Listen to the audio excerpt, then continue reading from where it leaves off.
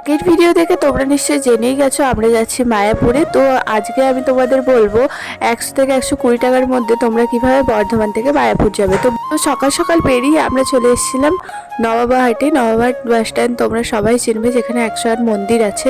তো সেখানে চলে এসে আমরা নবদ্বীপের বাস ধরে নিয়েছিলাম, যেখানে জনপ্রতি 70 টাকা করে ভাড়া নেয়। তোমরা একটু দেখে নেবে যে কোন বাসের কোন ভাড়া, কিন্তু মেনলি সব বাসেই মোটামুটি 70 টাকা করেই ভাড়া নেয়। তো আরামে চলে আসবে, 2.5 ঘন্টার জার্নি থাকবে তোমাদের নবদ্বীপ পৌঁছতে। তারপর নবদ্বীপ বাস স্ট্যান্ডে তোমরা পৌঁছে গেলে সামনে একটু এগিয়েই দেখবে অনেক টোটো স্ট্যান্ড। তো টোটোতে একটু মানে বার্গেনিং করে নেবে, কারণ এরা একটু মানে চেনা জানা না হলে একটু বেশি বলে।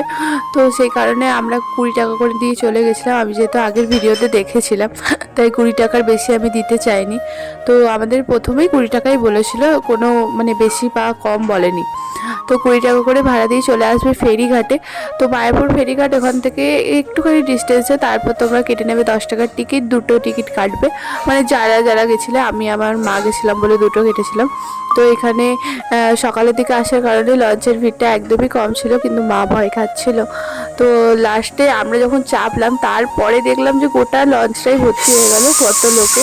আর এখানে লঞ্চের লোক আসছে, ওদের ছাড়বে তারপর আমাদের চাপতে দেবে।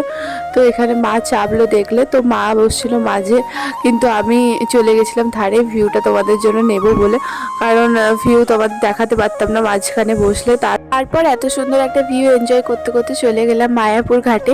তো মায়াপুর ঘাটে নেমে একটু এগিয়ে এসেই দেখবে টোটো বা বাসের স্ট্যান্ড আছে। তোমরা যেখানে যেমন যেতে চাও, বাসেও তোমরা চাইলে যেতে পারো আর টোটোতেও যেতে পারো। আমরা যেহেতু টোটোতে এসেছিলাম তাই টোটোতেই প্রেফার করবো, বাসের জন্য ওয়েট করতে যেও না, কারণ সবসময় বাস থাকে মোটামুটি অ্যাভেলেবেল। তো বাসেও আসতে পারো, ইস্কনের দূরত্ব খুব একটা নয়।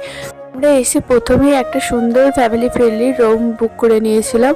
তো এই যে মন্দিরটা দেখছো সেটা আমাদের হোটেলের ভিতরেই। আমাদের তো খুব রুম পছন্দ হয়েছে, সেই কারণে আমি তোমাদের বলবো যে ফ্যামিলি আনলে তোমরা এখানে থাকতেই পারো। চলো আজকের মতো বাই, দেখা হচ্ছে নেক্সট মায়াপুর ব্লগে।